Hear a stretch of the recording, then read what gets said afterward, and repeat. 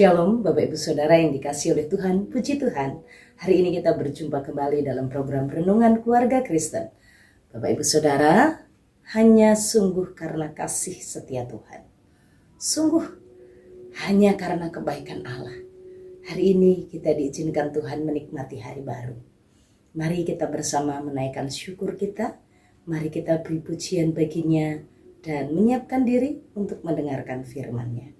Mari kita bersatu di dalam doa. Bapa kami yang di surga, terima kasih Tuhan. Terima kasih Tuhan untuk segala kebaikan-Mu. Terima kasih untuk penjagaan-Mu. Terima kasih untuk penyertaan-Mu. Terima kasih. Terima kasih Tuhan, kami bersyukur. Tuhan berikan kami kekuatan menikmati hari, mengerjakan pelayanan, mengerjakan setiap aktivitas kami, dan sungguh kami berterima kasih. Tuhan tidak pernah lepaskan pegangan-Mu bagi kami. Terima kasih Tuhan, kami bersyukur kepadamu. Engkau Bapa kami yang baik, Engkau Tuhan kami yang perkasa, Engkau Allah kami yang hidup, Engkau Allah kami yang setia. Terima kasih Tuhan, terima kasih. Kami membutuhkan firman-Mu. Urapilah hamba-Mu ini, berkatilah Bapak, Ibu, dan Saudara. Kami di tempat yang berbeda, kami mau satukan hati kami untuk fokus memperhatikan firman-Mu, merenungkannya, dan berbicaralah ya Tuhan bagi setiap kami. Apa yang Engkau perkenankan, sampaikanlah ya Tuhan. Demi nama Tuhan Yesus Kristus. Amin. Bapak, Ibu, Saudara yang dikasihi oleh Tuhan, perikop perenungan kita hari ini dari Yehezkiel pasal 22 ayat 12 sampai 22. Yehezkiel 22 ayat 12 sampai 22. Saya akan bacakan untuk kita. Mari kita bersama memperhatikannya. Padamu orang menerima suap untuk mencurahkan darah. Engkau memungut bunga uang atau mengambil riba dan merugikan sesamamu dengan pemerasan. Tetapi aku kau lupakan, demikianlah firman Tuhan Allah.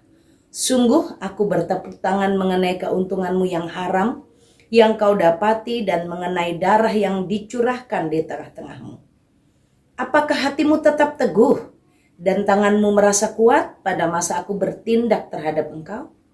Aku Tuhan akan mengatakannya dan yang akan membuatnya.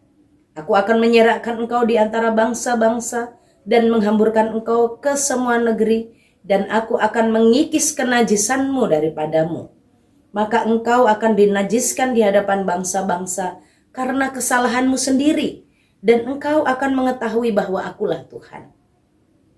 Lalu datanglah firman Tuhan kepadaku, hai anak manusia, bagiku kaum Israel sudah menjadi sanga.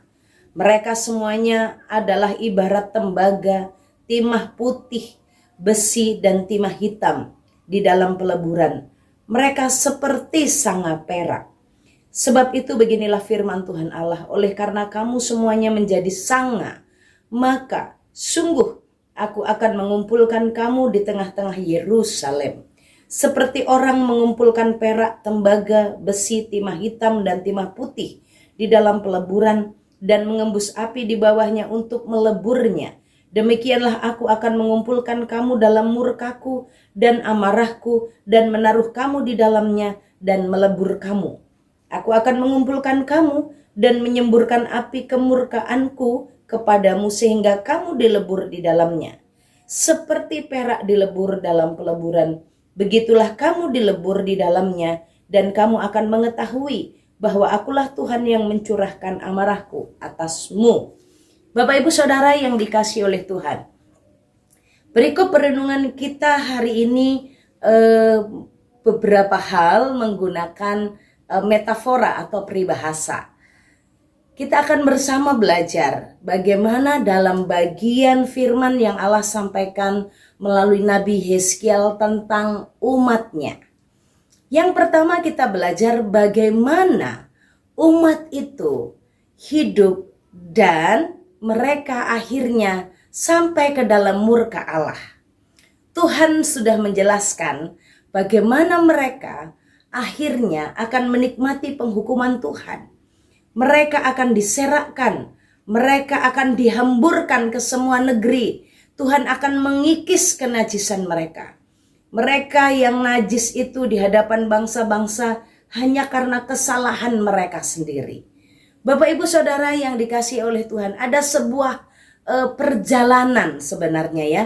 Bagaimana umat itu akhirnya sampai kepada masa pembuangan. Hidup mereka diserakkan, mereka menjadi bangsa yang najis. Semuanya itu karena kesalahanmu sendiri, kata Tuhan. Bahwa hal ini jelas, tegas, bahwa penghukuman Tuhan itu bukan karena Tuhan asal marah gitu. Bukan karena Tuhan tidak suka dengan bangsa Israel. Bukan. Semua itu terjadi karena kesalahan mereka sendiri. Apa kesalahan mereka? Kesalahan mereka adalah mereka hidup di dalam dosa. Dan dosa yang mereka lakukan, Bapak Ibu Saudara, itu ditulis dalam bentuk pekerjaan yang sudah menjadi kebiasaan. Contoh, kita itu sudah terbiasa waktu lelah kita tidur gitu ya. Ini disebut hal yang biasa. Tidur itu biasa. Tidur malam atau mungkin dalam lelah kita tidur, itu biasa. Hari demi hari pasti dilakukan. Apalagi kebiasaan kita tiap hari mandi. Ya, mandi itu sudah menjadi kebiasaan, pekerjaan yang sudah nggak perlu lagi diberitahu. Kita sudah otomatis tuh tidur, mandi, apalagi makan ya. Itu adalah pekerjaan harian. Dan mungkin juga bagi kami hamba-hamba Tuhan, perenungan, mempersiapkan khotbah, Bapak Ibu Saudara pergi ke kantor, bekerja, itu adalah aktivitas yang biasa dilakukan tiap hari. Kalau ibu-ibu menyiapkan makan anak, ya masak, itu sudah hal yang menjadi kebiasaan. Nah, kata dosa itu juga ditulis sebagai sebuah kata kerja yang biasa, rutin, intens dilakukan terus-menerus. Karena kesalahanmu itu sudah menjadi kebiasaan bagimu. Seperti engkau makan, seperti engkau tidur, seperti engkau mandi. Kalau engkau nggak ngelakuin itu, kurang gitu. Itu bukan sebuah kesalahan yang dia salah nih, harusnya nggak aku kerjakan. Enggak. Bapak Ibu kalau udah makan enak kan gitu ya, Bos. Sama seperti ini yang dimaksudkan. Karena kamu melakukan dosa itu sebagai kebiasaanmu, sebagai bagian dari hidupmu. Seperti kamu makan, seperti kamu tidur, seperti kamu mandi, seperti kamu kerja, kamu melakukan dosamu itu, menganggap dosamu itu bagian dari dirimu yang harus kamu kerjakan, maka kamu akan terseret.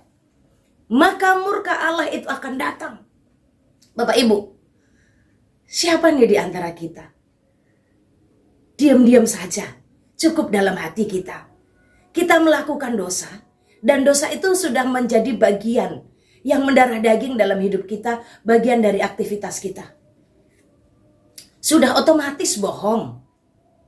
Sudah otomatis gak jujur.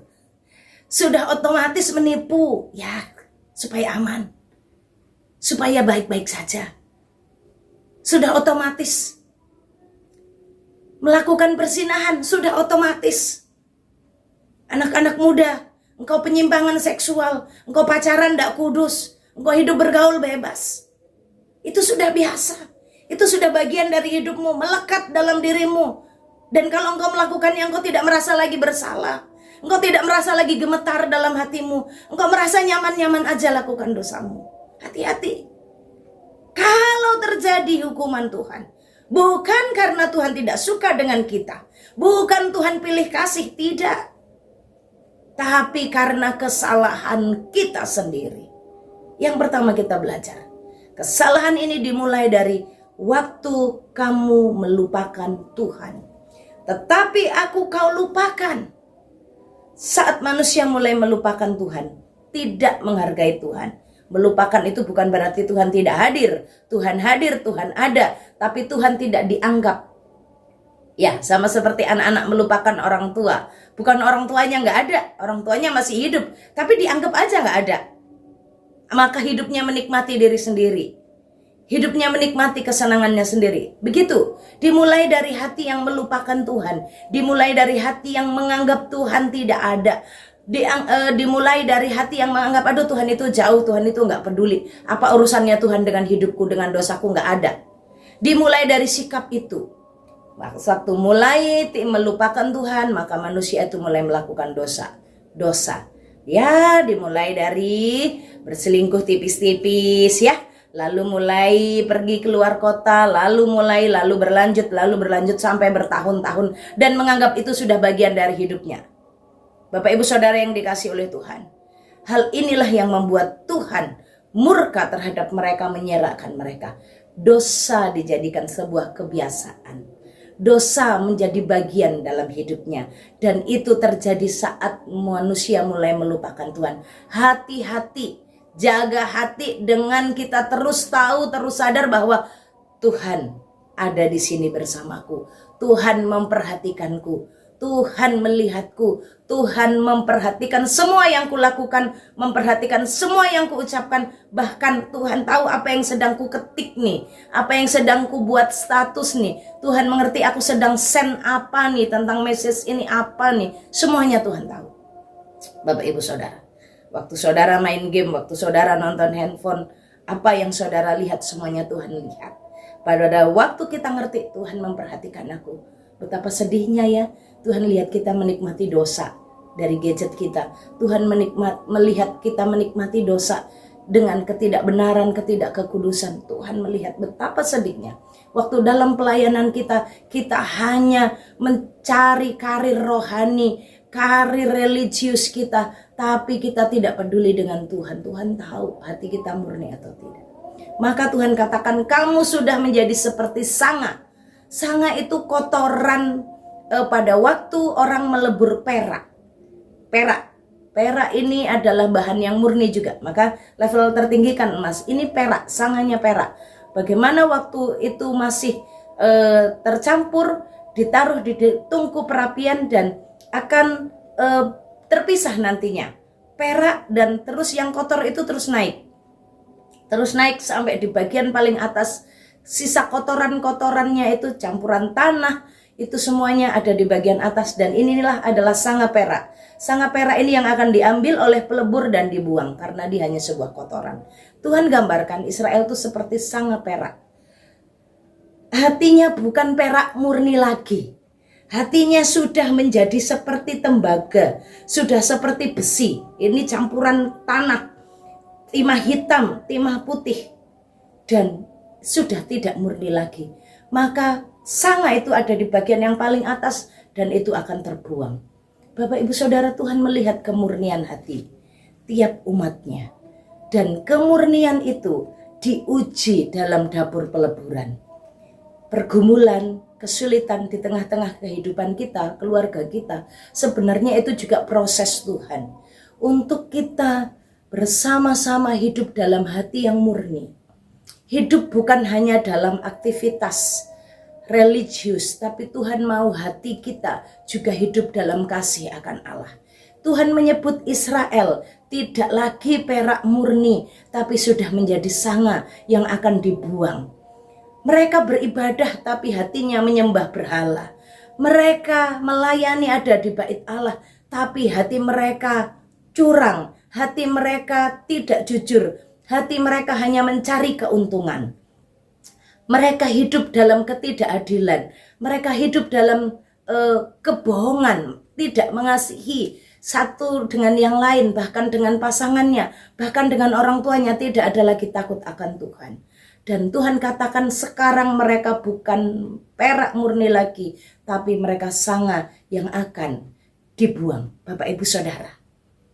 Hari-hari ini, jika Tuhan membawa kita dalam sebuah pergumulan, Tuhan sedang mau memurnikan kita. Apakah Tuhan mendapati hati kita ini timah hitam, timah putih, ataukah perak murni? Atau Tuhan mendapati hati kita seperti besi? Besi, logam yang bercampur tanah, logam yang kotor. Bukan perak murni lagi. Hati kita jauh dari kemurnian. Mari kita datang kepada Allah. Mari kita jaga keluarga kita. Kita jaga kehidupan anak-anak kita. Kita menjaga kemurnian hati kita. Dimulai dengan selalu mengingat Tuhan. Karena saat manusia lupa dengan Tuhan, dia mulai hidup dalam dosa. Saat hidup dalam dosa, mulai menjauh dari Tuhan dan akan menjadi sanga yang akan dibuang oleh Tuhan. Mari kita bersatu dalam doa. Bapa kami yang di sorga, terima kasih. Tolong kami untuk selalu menjaga persekutuan dengan Tuhan. Tolong keluarga kami untuk terus hidup dalam persekutuan dengan Allah, kedekatan dengan Tuhan. Tolong kami untuk terus punya disiplin rohani, agar kami tetap terjaga. Hati kami tetap ingat bahwa Engkau Tuhan selalu bersama dengan kami, memperhatikan kami, menjadi sahabat, menjadi Bapa bagi kami. Sehingga kami menjaga kemurnian hati kami. Tuhan terus tolonglah kami. Terpujilah Engkau. Tuhan jaga lindungi kami dari pengaruh dunia yang mencemari hati kami. Tuhan tolonglah kami. Terima kasih Tuhan, kami melangkah. Kami mohon semua aktivitas kami sepanjang hari ini Tuhan berkati, Tuhan buat berhasil, Tuhan jagai kami dari kecelakaan mara bahaya, kuasa Tuhan melindungi kami dengan sempurna. Terima kasih Tuhan, kami mau melangkah di dalam berkat-Mu. Tuhan memberkati engkau dan melindungi engkau, Tuhan menyinari engkau dengan wajahnya dan beri engkau kasih karunia, Tuhan menghadapkan wajahnya kepadamu dan beri engkau damai sejahtera dari sekarang sampai selama-lamanya. Shalom, Tuhan Yesus